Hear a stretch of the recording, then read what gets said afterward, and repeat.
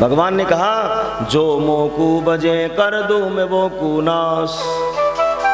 ये क्या बात हुई? बोला एकदम उसका नाश करके सड़क पे ले आते हैं ठाकुर जी। ता पर भी मोकू बजे मैं कर दूं सत्यानाश। सुदामा को देख लो, इसके भी बेचारे के फाके पड़ गए थे खाने के, दिन रात ठाकुर क्यों बजते थे वो। ता पर भी मोकू बजे तो मैं बनूं दास को दास। उसके बाद भी अगर ना छोड़ेगा मुझे वो बजना तो फिर मैं उसका दास बन करके संसार की सारी सुविधाएं उसके चरणों में ला करके रख देता हूं। देख लो, इतनी कठोर तपस्या ठाकुर जी करवाता है, और तपस्या का नाम वर्तमान में इंतजार है, जो हमसे होता नहीं है ना। इंतजार करना पड़ेगा, बिल्ली की तरह इंतजार करना पड़ेगा, नरसी की तरह इंतजार करना पड़ेगा, मीराबाई की तरह। हमसे तो इंतजार इतने वर्ष छोड़ो 1 घंटे नहीं होता है, प्रयास करना चाहिए। आज अभिषेक करवाया महाराज, आपने कहा अभिषेक करवा लीजिए, कुछ फायदा तो हुआ नहीं। अरे बैंक भी 6 महीने बाद में ब्याज देती है और आपको तुरंत चाहिए। थोड़ा तो धैर्य रखें। और ये कोई इन्वेस्टमेंट थोड़ी किया है आपने ठाकुर जी के अंदर कि महाराज इतना लगाया आपके ऊपर तो इतना मुझे, हम तो व्यापारी हो गए। प्रयास करें, समझने का भाव तब जग जाएगा।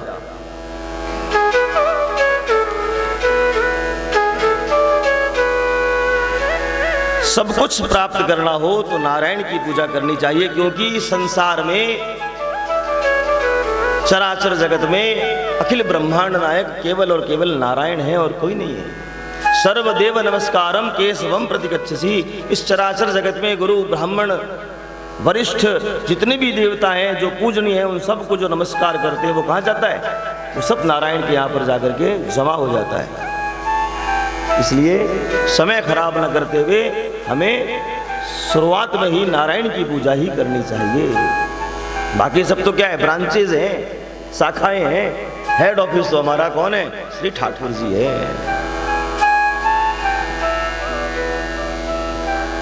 बाकी देवताओं को मनाने से भोग सामग्री तो मिल जाएगी, लेकिन कामनाएं वहीं की वहीं खड़ी रहेंगी, इसलिए कभी भी हमारा कल्याण नहीं होगा। जब सब कुछ मिल गया तो बोले महाराज नारायण क्या देते हैं? नारायण मोक्ष देते हैं। बोले हमें नहीं चाहिए, हम तो जीने के लिए आए, यहाँ पर मरने के लिए थोड़ी आए। लेकिन मोक्ष का मतलब समझना है हमें, मोक्ष का मतलब मरना नहीं होता है।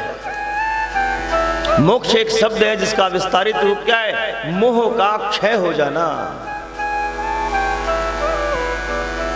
मोह का क्षय हो जाना। ये हाथ में जो ये यंत्र पड़ा है, इससे अगर हमारा मोह है और कोई बच्चा अगर इसको तोड़ दे तो फिर देखिए क्या आनंद आएगा। और पड़ोसी का तोड़ दे तो उतना दुख होगा क्या जितना अपने के टूटने से होगा, क्योंकि इसको अपना मैंने मान लिया, इससे मेरा मोह है, इसलिए जब इसको कोई क्षति होगी तो मुझे बड़ा दुख होगा। और पड़ोसी का होगा तो, क्योंकि उसको अपना माना ही नहीं मैंने। किसी होटल में रहने के लिए जाते हैं 2-4 दिन जाते हैं ना, और उसकी चादर में कोई दाग भी लगा हो, तुरंत हम हाउसकीपिंग को बुलाते हैं, महाराज चेंज करो। क्या बोलते हैं इसको? ये मेरा कमरा है, मेरे गद्दे में जो बेडशीट लगी है उस पर दाग लगाए हैं, इसको हटाओ। और आज इसको चेकआउट करना है 3 दिनों के बाद में, और आपके बच्चे से ही चाय गिर गई उस बेडशीट पे, अब तो छोड़ रहे हो आप, सामान सब पैक हो गया, चेकआउट करने वाले हो, तब क्या फोन करोगे हाउसकीपिंग वाले को? पत्नी ने कहा कि ये तो ये गलत हो गया, चुपचाप छोड़ो, अपना थोड़ी है, जा रहे हैं अपने को। क्यों? तुरंत उससे मोह छूट गया, इसलिए उसके साथ जो भी हुआ हमें कोई दर्द नहीं हुआ। जिसको अपना माना हमने, उससे हमारी प्रीति हो गई, प्रीति होते ही वहां पे बस गड़बड़ हो गया। इसलिए दुख का कारण कौन है?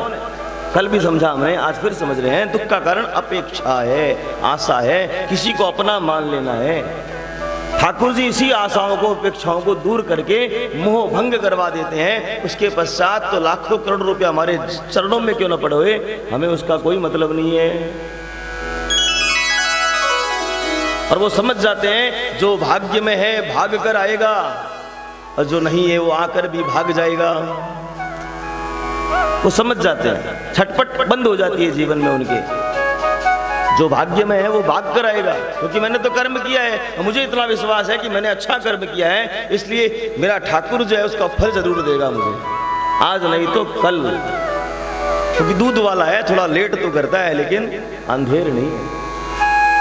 हमारे ठाकुर जी ग्वाले है ना, दूध वाला हमेशा लेट से आता है, तो देर तो करेगा लेकिन अंधेर नहीं है इसके यहाँ पर। ये विश्वास किसे हो जाएगा? भक्तों को हो जाता है। इसलिए वो शांत भाव में आकर के बैठे रहते हैं, कोई बात नहीं, आज नहीं तो कल हो जाएगा महाराज, बैठे हम किसी के भरोसे। और उनकी चिंताएं समाप्त हो जाती हैं। भक्त कहते हैं, चिंता दीन दयाल को, चिंता दीन दयाल को तू क्यों करे विचार,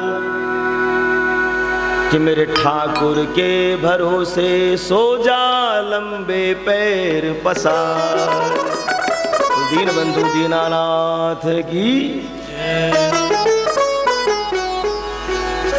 जो सच में दीन होते हैं ना, तो उनको तो समझ में आता है, सच में दीन है, गरीब हैं, बेचारे दरिद्र हैं, उनका तो रोना समझ में आता है। हम सब सामर्थ्यवान श्रीमंत दानी बन सकते हैं, लेकिन हम जब मंदिरों में जाते हैं हो ऐसे दीनहीन बनते हैं। माने सबसे बड़े फटकड़ तो हम ही हैं संसार के। ये लंबे लिस्ट ठाकुर जी के सामने हमारी, ये दे दे, वो दे दे, ये दे दे। कुछ तो मैं देखता हूँ सबसे मंदिरों में बड़बड़ाते सुनाई देता और है, सामने वाले कोई पास में खड़ा हो तो वो ये मांग रहा है, कुछ तो मन मन में मांगते हैं।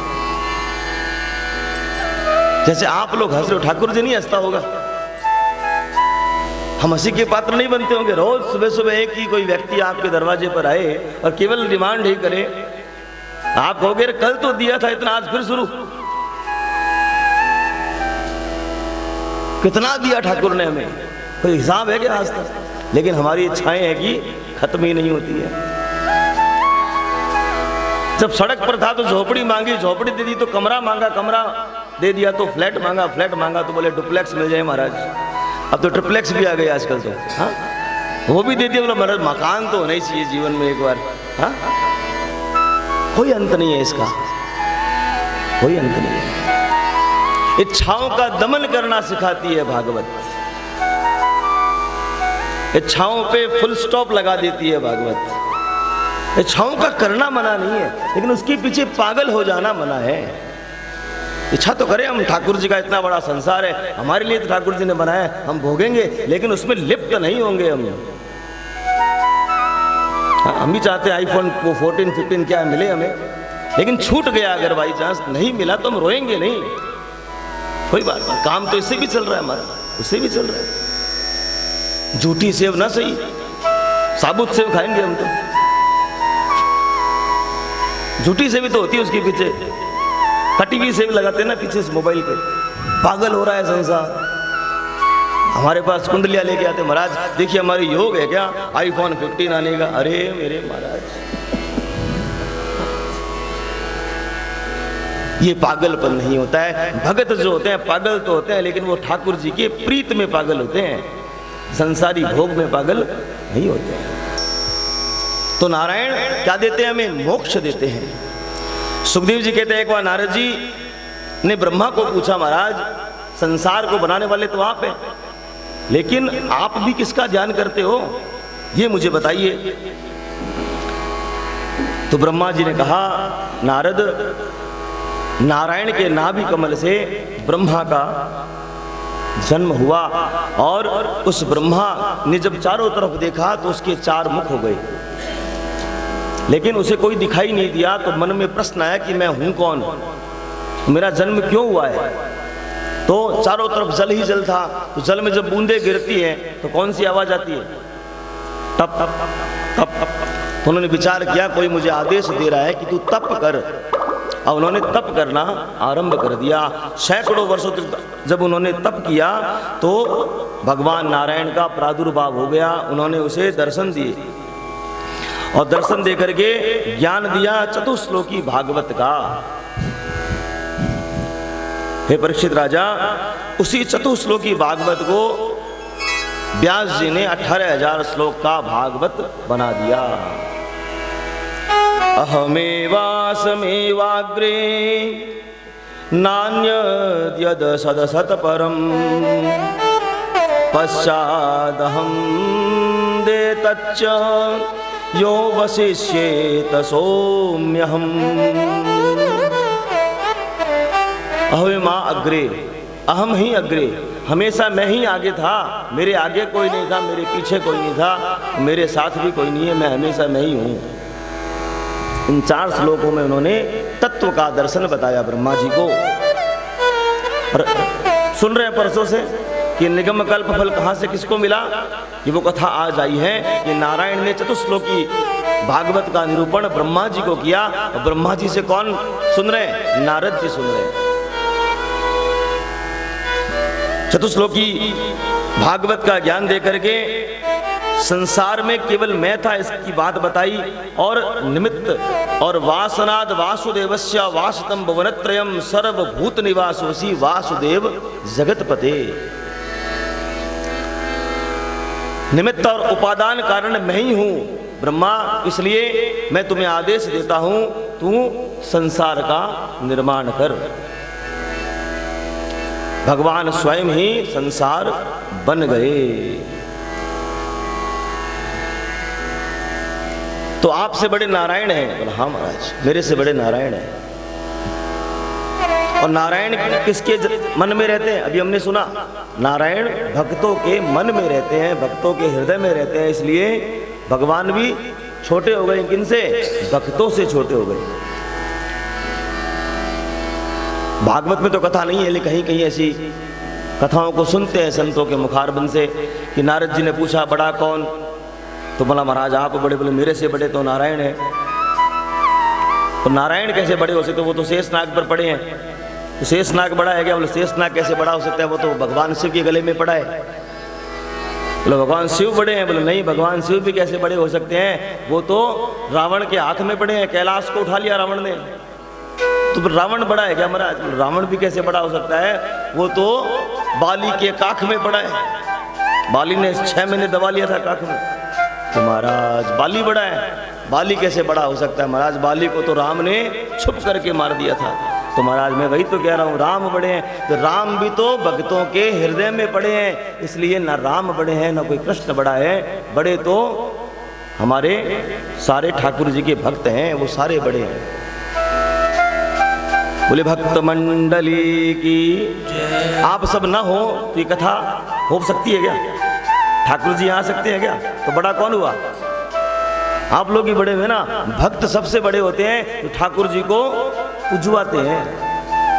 इसलिए स्वाभिमान होना चाहिए कि हम हैं तो ठाकुर जी हैं, ये सख्य भाव होना चाहिए जीवन में। महापुरुष के दक्ष लक्षण बताए महापुराण के विराट सृष्टि के बाद में। अब विदुर जी के बारे में बताते हैं सुखदेव जी महाराज कि विदुर जी जब महाभारत का युद्ध होने की आशंकाओं से आशंकित थे, उस समय धृतराष्ट्र के पास जाते हैं। तो भैया देखिए, हमारे शरीर का कोई अंग खराब हो जाए ना तो उसे काट देना चाहिए। धृतराष्ट्र ने पूछा विदुर ऐसा क्यों कह रहे हो? बोले आप महाराज पुत्र मोह में पड़े हैं, और ये दुर्योधन कोई और नहीं है, कलह का ही रूप है, ये साक्षात कलयुग है और ये सर्वनाश करवाएगा। महाराज आप इसकी बात को न मानना और युद्ध का जो मानस है उसे त्याग दो महाराज। इतने में तो ये बातें सुन रहे थे, दुर्योधन आया।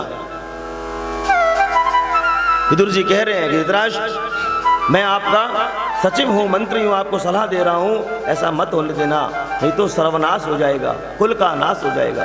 इतने में दुर्योधन ने जब सुनी बातें तो जोर से उनका अपमान करते हुए बोला, हे दासी पुत्र विदुर, तुमसे किसी ने सलाह मांगी है क्या? यहां सलाह देने के लिए आ गए?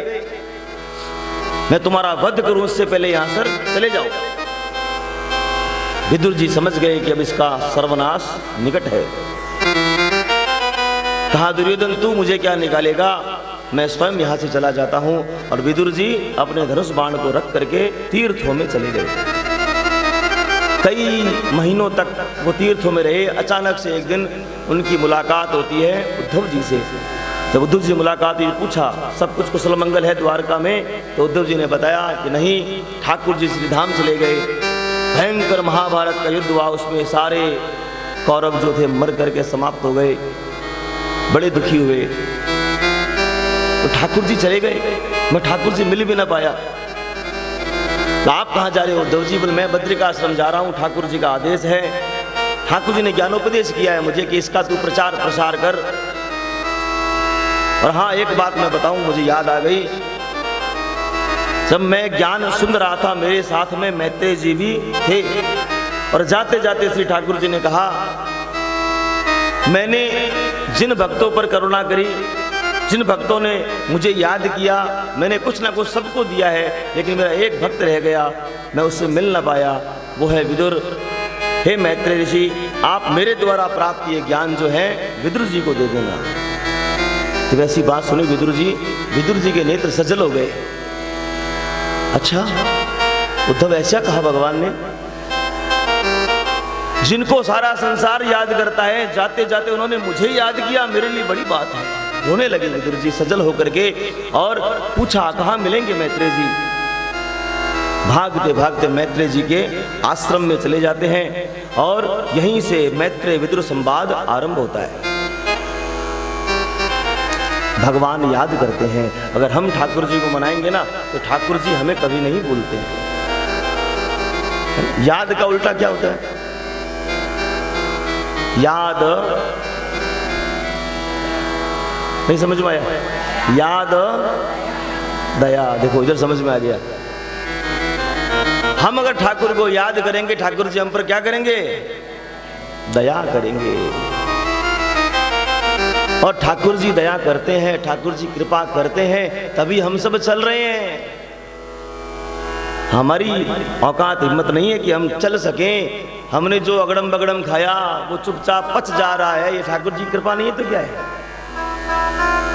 हम रात को सोए और सुबह सकुशल उठ गए, ये कृपा नहीं है तो क्या है? भयंकर महामारी आई, कितने चले गए, हम सकुशल भगवान की कथा सुन रहे हैं, कृपा नहीं है तो क्या है? धन्यवाद देना सीखे ठाकुर जी को, ठाकुर जी को धन्यवाद देना सीखे। लेकिन हम तो ठाकुर जी को शिकायतों का पुलिंदा पकड़ाते हैं रोज। ठाकुर जी ने ये नहीं दिया। कृपा की न होती जो आदत तुम्हारी, तो सुनी ही रहती अदालत तुम्हारी।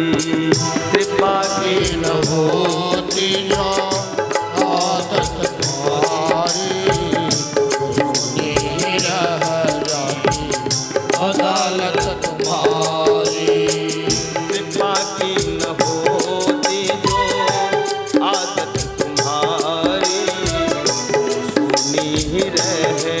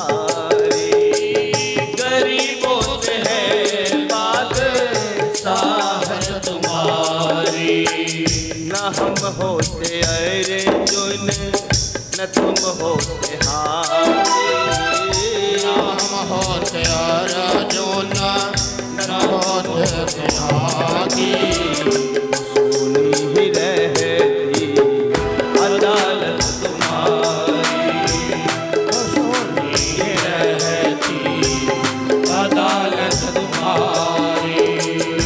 तीनों के दिल में जगह तुम न पाते, तीनों के दिल में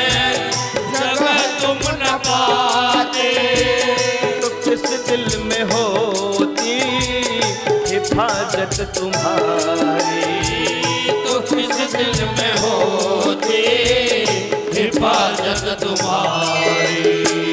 कृपा की न होती जो आदत तुम्हारी, कृपा की न होती जो आदत तुम्हारी।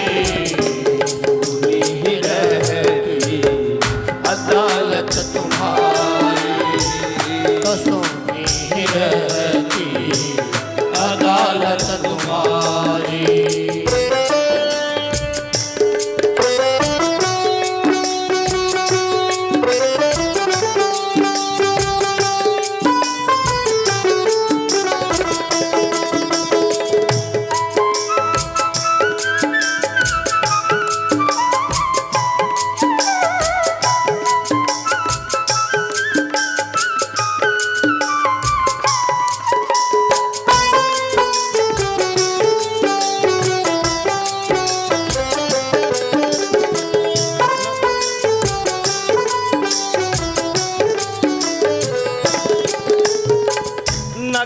घर में होती इबादत तुम्हारी, न घर घर में होती इबादत तुम्हारी।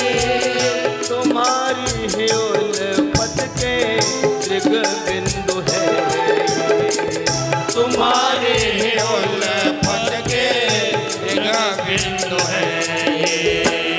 तुम्हें सौंपते हैं अमानत तुम्हारी, तुम्हें सौंपते हैं अमानत तुम्हारी।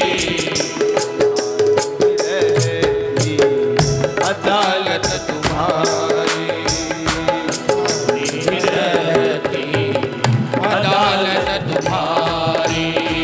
कृपा की न होती जो आदत तुम्हारी, बाकी न होती जो आदत तुम्हारी। कसों में रहती अदालत तुम्हारी, कसों में रहती अदालत तुम्हारी। कसों में रहती अदालत तुम्हारी। ऐसा मन में भाव करते हुए विदुर जी ने सोचा कि बड़ी कृपा ठाकुर जी की कि जाते जाते ठाकुर जी ने मुझे याद किया है? कि जीव जब संसार से जाता है जाते जाते पत्नी को याद करता है, बच्चों को याद करता है, अपनी संपत्ति को याद करता है। जो सब कुछ बनाने वाले ठाकुर जी हैं, जिनके लिए कुछ भी पाना शेष नहीं है, उन्होंने मुझे याद किया। जाते जाते आश्रम में प्रवेश किया और मैत्रेय जी को प्रणाम किया और महाराज आपको मैं प्रणाम करता हूँ। भगवान ने कौन सा ज्ञानोपदेश किया था मुझे, आप मुझे बताइए महाराज। ये नहीं कहा कि मुझे याद किया, देखिए मैं इतना बड़ा हूँ, ऐसा दम्भ नहीं भरा। विदुर जी ने उसी भाव से कहा, निवेदन करते हुए मैत्रेय जी मुझे आप सारी बात जो विस्तार से बताइए। मैत्रेय जी ने कहा, हे विदुर जी, भगवान जो ज्ञान की बातें उद्धव जी को सुना रहे थे, उस समय उनके पास बैठा था। जितनी बात मुझे समझ में आई वो मैं आपको समझाने का प्रयास करूंगा। बात को समझना है हमें भी। ये नहीं कहा कि मैं आपको बता रहा हूं, जितना मुझे समझ में आया उतनी बात मैं आपको समझाने का प्रयास करूंगा। पूरे इस संवाद में कोई भी ये बात नहीं कहेगा कि मैं ये बात कह रहा हूं। केवल श्री ठाकुर जी ने ही कहा कि चतुश्लोकीय भागवत मैं ब्रह्मा जी को सुना रहा हूं, और कोई नहीं कह सकता। किसी ने किसी सुनी है, किसी ने किसी सुनी है। लेकिन हम जब कथाओं में कोई बात सुन करके आते हैं, घर में जाकर बच्चों को ही कहते हैं मैंने कथा में सुना है ऐसा काम करना चाहिए, तो उसके बाद लागू पड़ेगी नहीं पड़ेगी? कभी नहीं पड़ेगी। क्योंकि उस बात को जब तक हम अपने जीवन में चरितार्थ नहीं करेंगे तब तक वो बात सामने वाले के पल्ले नहीं पड़ेगी।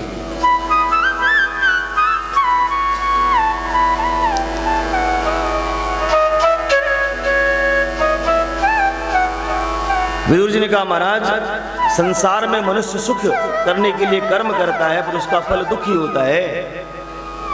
ऐसी स्थिति में उसे क्या करना चाहिए? विदुर जी महाराज, यही प्रश्न उद्धव ने भगवान से पूछा था। भगवान ने जो बात कही वही बात मैं आपको बताता हूं। भगवान ने गंभीर वाणी में कहा, ब्रह्मन तुम विषाद आलस्य त्याग कर कर्म करने में लग जाओ। क्या त्यागना है? आलस्य और प्रमाद। सारे संसार में हम जिस जिस भी क्षेत्र में हैं, अपना अपना कार्य सभी लोग करने लग जावे तो सारा संसार सुचारू रूप से चलने लग जाए। लेकिन कोई भी अपना कार्य ईमानदारी से नहीं करता है। इसी कारण से सारे संसार में अव्यवस्था फैलती है।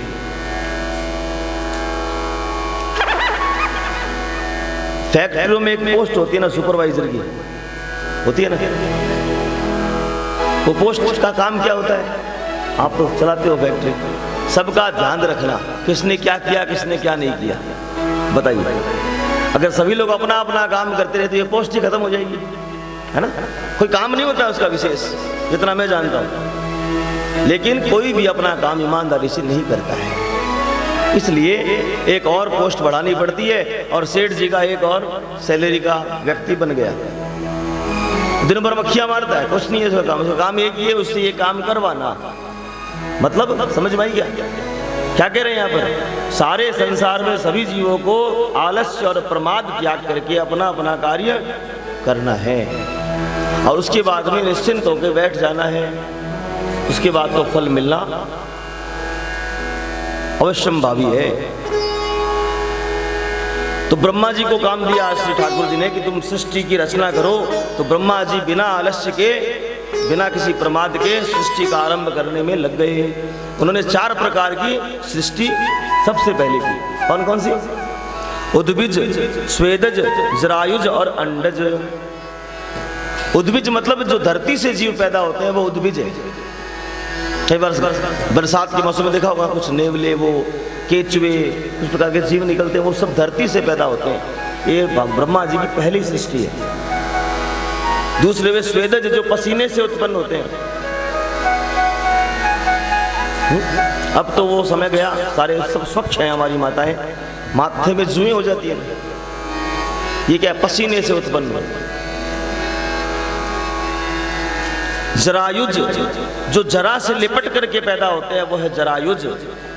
और चौथे हैं अंडज जो अंडा फोड़ करके उत्पन्न होते हैं वो है अंडज।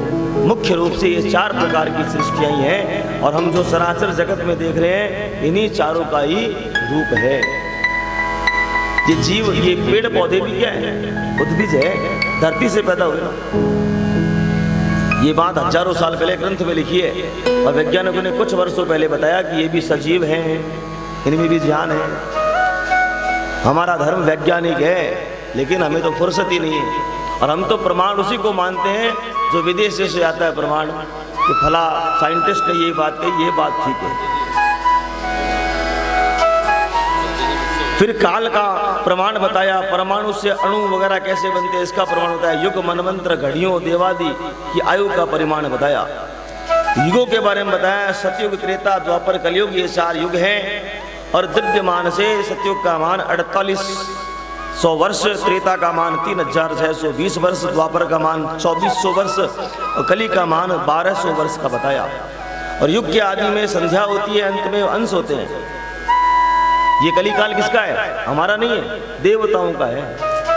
हमारा कलियुग तो 4,32,000 का है, उसमें केवल कितने साल निकले हैं? 5000 वर्ष निकले। अभी तो उसका अंत आना बाकी है। अभी से उपद्रव हमें देखने आरंभ हो गए हैं।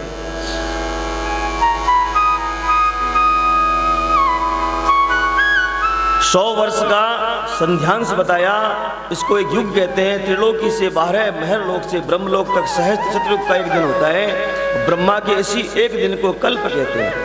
एक कल्प में 14 मनु राज्य करते हैं और एक मनु का राज्य युगों की कुछ अधिक 71 चौकड़ी तक का होता है। मनु का राज्यकाल मनवंतर कहलाता है और उसे मनु, मनुपुत्र, ऋषि, देवता, इंद्र आदि भगवान का अंशावतार इस प्रकार ब्रह्मा के वो धीरे धीरे बीतने लगती है। ऐसी इनकी आयु का आधा भाग प्रारार्ध कहलाता है और पहला प्रारार्ध समाप्त हो चुका है, दूसरा प्रारार्ध चल रहा है। यही द्विप्रार्ध भगवान का एक निमिष होता है। जो हमारा सेकंड का तीसरा भाग भगवान का एक निमिष होता है। कौन सा? एक परार्ध पूरा। और यह केवल लोगों को समझाने के लिए बताया गया है। काल से कभी भगवान का अंत नहीं समझना चाहिए कि भगवान काल से भी परे हैं, क्योंकि वो काल के भी काल हैं, जिनके एक एक रोम में कोटि कोटि ब्रह्मांड डोलते हैं। उनका विराट स्वरूप जो है उनके रोम रोम में। कहाँ पर? कलकत्ता में। और कलकत्ता में छोटे से एक जिले में बैठे हैं। कहाँ पर? हावड़ा में। और हावड़ा के अंदर हम छोटा सा एक कॉम्प्लेक्स है हमारा, उनका नाम है आइडियल ग्रांड, वहाँ बैठे हैं। उसमें भी कहाँ बैठे हैं? छोटा सा एक घर बनाया हुआ है जिसे हम कम्युनिटी हॉल कहते हैं, वहाँ बैठे हैं। वहाँ पर भी हम 2.5 फुट की जगह घेर करके बैठे हैं। बताओ इस पूरे ब्रह्मांड में हम कहाँ हैं? और हम क्या कहते हैं? हमसे कोई बड़ा है क्या? ब्रह्मांड एक एक रोम में कई लटक रहे हैं ठाकुर जी के, और उसी ब्रह्मांड में एक ब्रह्मांड हमारा भी है। उसमें हम कहाँ बैठे अभी हमने सुना। इसलिए अहम करने का तो सवाल ही नहीं है। घमंड किसी को है कि मैं हूं, मैं तो केवल ठाकुर जी कह सकते मैं हूं और कोई नहीं है। उन महापुरुष परम भगवान को हम सब एक साथ प्रणाम करते हैं। अखिल ब्रह्मांड नायक श्री कृष्ण चंद्र भगवान की जय, सच्चे दरबार की जय। हे विदुर जी, भगवान ने जो बात बताई थी उद्धव जी को, वही बात मैं तुम्हें बताता हूं। भगवान हर तरफ विराजमान है, लेकिन इस प्रकार सृष्टि करने के बाद में ब्रह्मा ने संकल्प से सृष्टि आरंभ की और सबसे पहले 4 ऋषि कुमारों को उत्पन्न किया। कौन थे वो? जहाँ से हमारी कथा आरंभ हुई, सनकादि ऋषि, 4 ऋषि जो हैं उनको उत्पन्न किया। उत्पन्न करते ही वो आए, उन्होंने कहा पिताश्री प्रणाम, हमारे लिए क्या आज्ञा है? बोले आप लोग जाओ सृष्टि को आगे बढ़ाओ। बोले महाराज हमारा जन्म तो ठाकुर जी का नाम लेने के लिए हुआ, हम तो आपकी बात को नहीं मानेंगे। और वहाँ से चल पड़े। पिता की आज्ञा का उल्लंघन किया तो ब्रह्मा जी को क्रोध आ गया। क्रोध आया तो प्रकृति यूं की और उसी से क्रोध से रुद्र उत्पन्न हो गए। रुद्र उत्पन्न हुए, रोते हुए उत्पन्न हुए और पूछा महाराज मेरे लिए क्या आज्ञा है? कौन? रुद्र कौन? भगवान शिव उत्पन्न हो गए। कहाँ से? ब्रह्मा की प्रकृति से उत्पन्न हुए और उत्पन्न होते ही प्रणाम किया। बोले शिव शंकर भगवान की जय। ब्रह्मा जी मेरे लिए क्या आज्ञा है? बोले आपके लिए आज्ञा है कि आपकी सृष्टि को आगे बढ़ाइए। बोले अभी कर देते हैं। तो शिव जी ने क्या किया? भूत पिशाच मारी गंडाकिनी शाकिनी सब पैदा करना आरंभ कर दिया। ब्रह्मा जी ने बोले महाराज बस बस बहुत सृष्टि हो गई, ये काम करो, आप जाओ ठाकुर जी का नाम लो, तपस्या करो। और चारों तरफ में भूत प्रेत पिशाच डाकिनी शाकिनी व्याप्त हो गए। फिर भगवान ने 10 ऋषि संकल्प सृष्टि से उत्पन्न किए। कौन कौन से? मरीचि, अत्रि, अंगिरा, पुलस्त्य, पुलह, क्रतु, भृगु, वशिष्ठ, दक्ष और 10वें नारद का जन्म भगवान के संकल्प सृष्टि से हुआ। लेकिन क्या संकल्प से सृष्टि आगे बढ़ गई? क्या सृष्टि आगे नहीं बढ़ रही थी, जितना बनाया उतना ही बन के रह गए।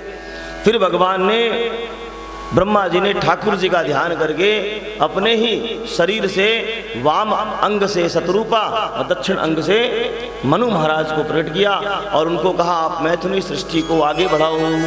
ऋषि से सारा संसार व्याप्त हो गया। हम सब कौन है? मनु शतरूपा की संतान है। मनु महाराज की संतान होने के कारण हम सब क्या कहलाते हैं? मनुष्य कहलाते हैं। और उन्होंने हमारे जीने की व्यवस्था का जिस पुस्तक में निरूपण किया उसी को मनुस्मृति कहते हैं। क्या कहते हैं? मनुस्मृति। उसी में सारे व्यवस्थाएं लिखी, हमें जीना कैसे है, जीवन में रहना कैसे है, सब कुछ लिखा। आज की भाषा में कहे तो संविधान, हमारा सबसे आदिकाल का संविधान क्या है? मनुस्मृति। अच्छा एक बात बताइए मुझे, हमारा भारतवर्ष आजाद हुआ 1947 में और आनंद फानन में 1950 में बना क्या संविधान हमारा? बाबा साहब ने बनाया और कुछ ही वर्ष हुए उसमें कितने प्रकार के संशोधन प्रति वर्ष करने पड़ते हैं। जो अभी अभी बना है तो इतने आदिकाल में जो मनु महाराज ने संविधान बनाया था उसमें अगर कुछ बातें अभी से मेल नहीं खाती हैं तो क्या उसे फाड़ देना चाहिए क्या? ये जला देना चाहिए, ये कौन सी बात है? लेकिन कुछ है अधार्मिक लोग जो ऐसा कर रहे हैं वर्तमान में, हम देख रहे हैं। ऐसा नहीं होना चाहिए, इसका पुरजोर विरोध करना चाहिए और प्रत्येक सनातनी को अपने घर में मनुस्मृति ला करके उसका अध्ययन करना चाहिए।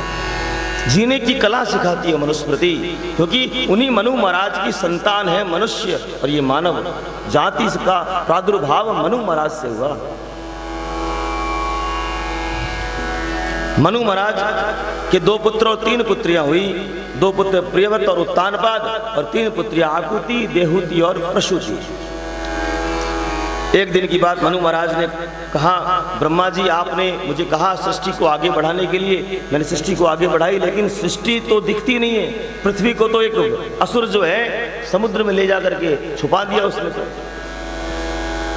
ब्रह्मा जी ने ध्यान किया, और ध्यान करते ही उनकी नासिका से छींक आई। छींक आते ही नासिका से वराह भगवान प्रकट हो गए। बोलिए वराह भगवान की जय।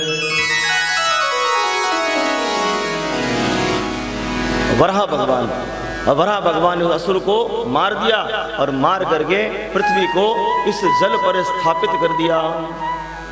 और ये पूरी तरह से स्थापित नहीं है जल पर, इसीलिए तो 75% क्या है इसमें जल है, और कुछ कुछ भाग जो है भूतल दिखता है। राजा परीक्षित महाराज, ये असुर कौन था और वराह भगवान कैसे आ गए, आपने फटाफट बता दिया 2 मिनट में। थोड़ा विस्तार से बताइए महाराज, ये हिरण्याक्ष था कौन?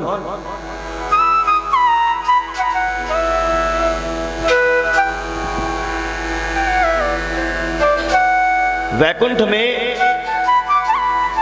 जय विजय नामक 2 पार्षद थे।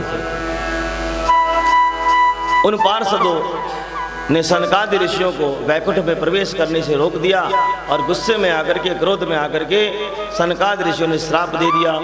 किनको? जय और विजय को, कि आप असुर भाव के हो, हम सब संत हैं, सन्यासी हैं, ठाकुर जी की उपासना करते हैं, उनका दर्शन करने के लिए आ रहे हैं, और आप हमें अंदर जाने से रोकते हो, इसलिए आप असुर हो, जाओ इस धरती लोक में जाकर के आसुरी वृत्ति को प्राप्त हो जाओ। जब हो हल्ला सुना तो ठाकुर जी बाहर आ गए। बोले क्या महाराज, क्यों आ गए, क्या हो गया महाराज?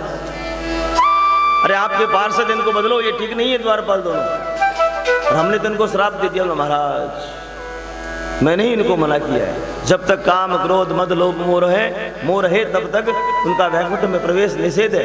लेकिन ये भूल गए, आप तो सनकादि ऋषि हो, क्यों नहीं आ पाए थे? वो क्रोध की अवस्था में थे, इसलिए वैकुंठ में प्रवेश नहीं मिला, क्योंकि इतना पुण्य था, इस कारण से ठाकुर जी दर्शन देने खुद आ गए, उनको प्रवेश नहीं मिला। प्रणाम किया, बोले महाराज हमारी क्या गलती, संतों ने तो दे दिया श्राप, अब तो उन्होंने संशोधन किया थोड़ा सा। बोले देखो, अगर भगवान की खूब पूजा पाठ करोगे, खूब मनाओगे परमात्मा को, तो 7 जन्म लगेंगे, तब आपका वापस वैकुंठ में आना होगा।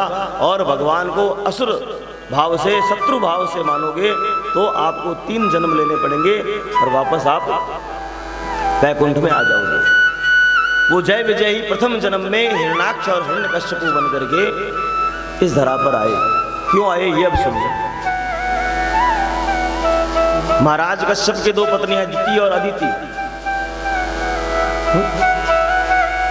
तो संध्या के समय उनकी पत्नी ने हठ कर लिया कि महाराज मुझे तो संतान चाहिए। वो योग साधना से आए थे,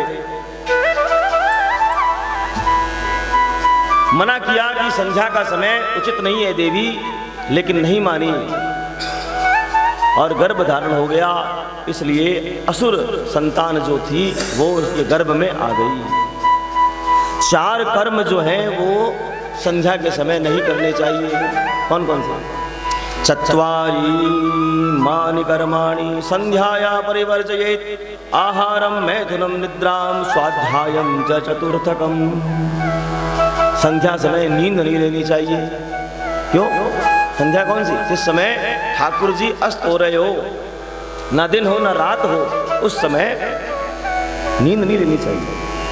उस समय तो दीप जलाने चाहिए, घर में शंख फूकना चाहिए, घंटा नाद करनी चाहिए, उससे ठाकुर जी बड़े प्रसन्न होते हैं। नींद लेंगे तो क्या होगा, आंखें खराब हो जाएगी।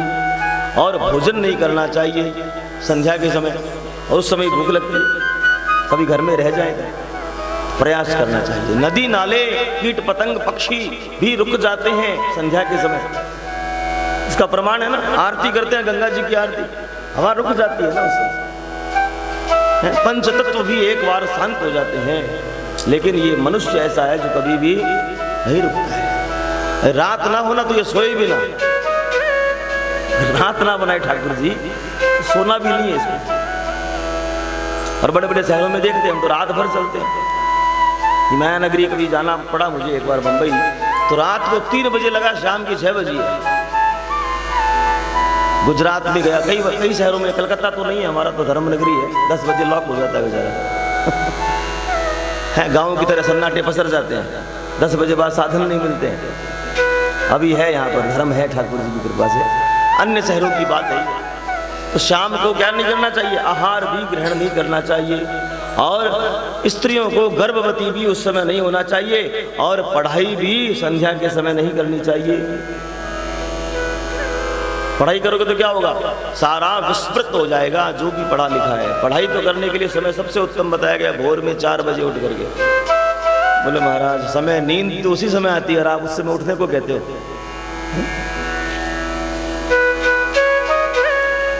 मेरी नहीं, भागवत की बात को प्रमाण मान करके कुछ दिनों तक करना आरंभ तो करो। जो विषय आपको 5 बार पढ़ने से नहीं याद होता था, और प्रातः काल एक बार उसका रट्टा लगा लो, वो आपके दिमाग में बैठ जाएगा। ब्रह्म मुहूर्त जो है उस समय सारे अनाचारी दुराचारी लोग सोए रहते हैं। कौन जग रहे होते हैं उस समय, जो ठाकुर जी के भक्त होते हैं। और वो क्या कर रहे होते हैं, ठाकुर जी से प्रार्थना कर रहे होते हैं। कि विद्वान ब्राह्मण भी उस समय उठ जाते हैं, वो ठाकुर जी की सेवा करते रहते हैं। तो उस समय वातावरण बड़ा सकारात्मक होता है, और पॉजिटिव वाइब्स घूम रही होती है चारों तरफ। और उस वाइब्स के भीतर में अगर कोई पढ़ाई कर रहा है तो सरस्वती माता उस पर आशीर्वाद देते हुए निकल जाती है। बोला ये एक अच्छा है जो पढ़ रहा है, तो सारा आशीर्वाद इसे ही मिल जाएगा। करके देखो तो सही, ना होए तो फोन कर देना मुझे, महाराज आपकी बात मानी, नींद खराब की, लेकिन कुछ नहीं हुआ। हो ही नहीं सकता है। पढ़ाई केवल विद्यार्थी नहीं करते, हम भी तो पढ़ते हैं, हम भी तो अपना अध्ययन करते हैं ना। परसों कथा आई नंदोत्सव जो हम कल मनाने वाले हैं, प्रत्येक दिन सुबह उठ करके बिस्तर पर बैठे बैठे ही चुपचाप मन मन में बोलते हुए नंद के आनंद भयो, जय कन्हैया लाल की, नंद के आनंद भयो। नित्य करो तो सही महाराज, फिर देखो आँख खुलते ही हाथों को देखना चाहिए। कराग्रे बसते लक्ष्मी। कितने लोग हैं जो देखते हैं, बस क्या देखे, हाथ तो अपने ही है, क्या देखने हैं। ठाकुर जी को प्रार्थना, बिस्तर से उठते ही जब चरण हमारे धरती पर स्पर्श करे, उसके पहले समुद्र वसने देवी पर्वत स्तन मंडले विष्णु पत्नी नमस्तुभ्यम पाद स्पर्श क्षमस्व में। मैं आप पर पैर रखने वाला हूँ, हे देवी आप कौन हो, विष्णु की पत्नी हो, लेकिन अब उपाय नहीं है मेरे पास, पैर तो रखना पड़ेगा आप पर, लेकिन मुझे क्षमा करना। ये भाव है सनातन धर्म का। प्रत्येक वस्तु में हम श्री ठाकुर जी को देखते हैं। ऐसे सुंदर धर्म को हम अपनी बुद्धि की कसौटी पर नापते हैं। महाराज क्या होता है ये करने से, कुछ नहीं होता है महाराज। आपका व्यवहार, आपका आचार विचार बदल जाता है, ये होता है ठाकुर जी को मनाने से। हम तो ठाकुर जी से केवल कुछ प्राप्त करने में लगे हैं, इसलिए हमें ठाकुर जी दिखते नहीं है। क्यों नहीं समझ में आता ठाकुर जी है कि नहीं है? क्योंकि हमने आचार विचार नहीं बदलना है हमसे। हमने क्या करना है, हमें ठाकुर जी से कुछ प्राप्त करना है। अगर चमत्कार दिखा दिया तो है, नहीं तो नहीं है।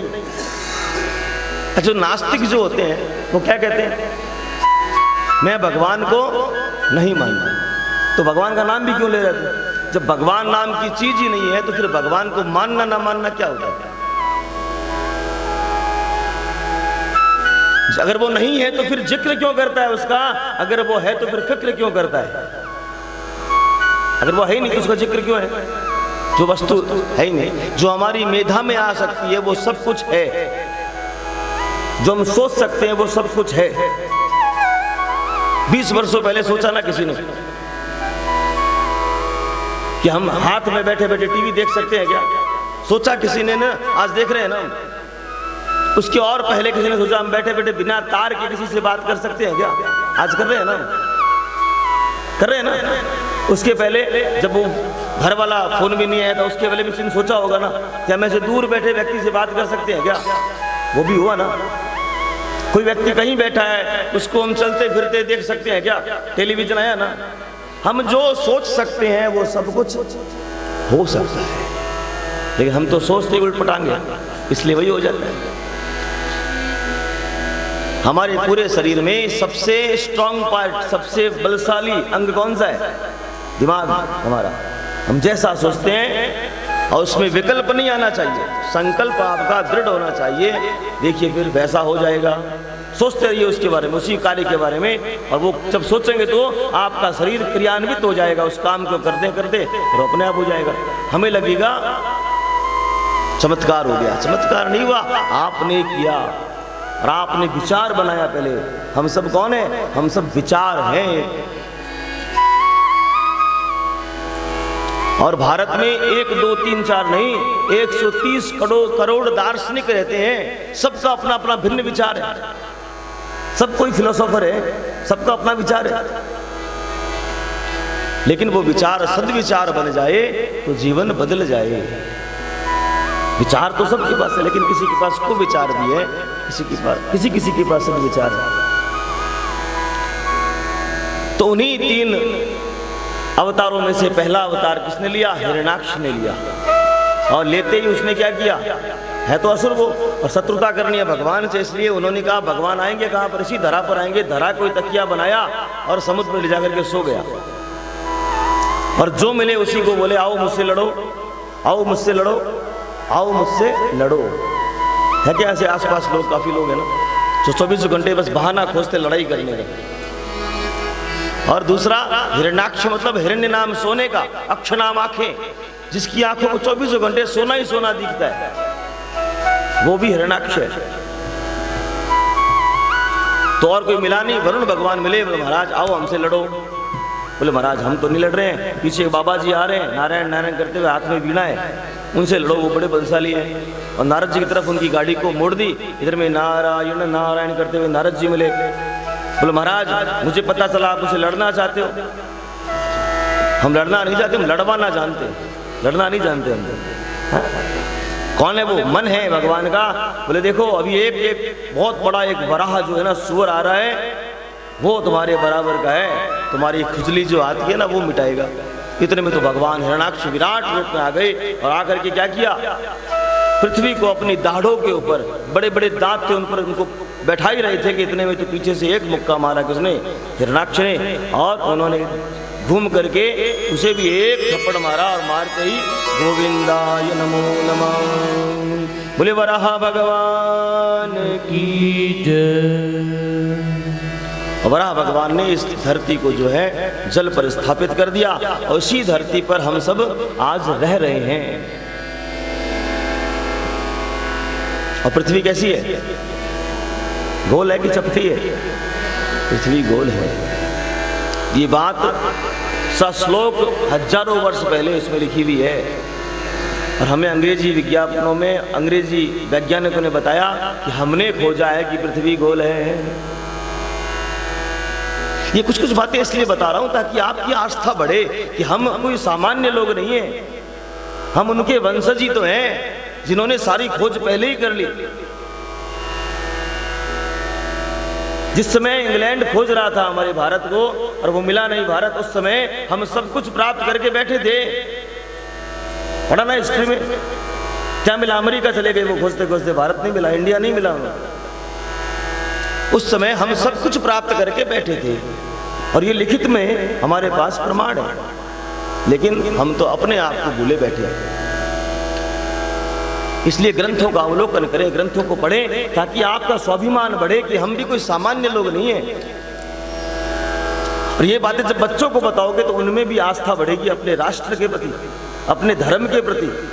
तो धीरे धीरे वो पहले तो धर्म से अलग हुए, फिर अपने देश से अलग हुए, फिर धीरे धीरे आपसे अलग हो रहे हैं। और हम फिर फेसबुक और ये व्हाट्सएप पर लिखते रहते हैं कि आज के बच्चे ऐसे हो गए।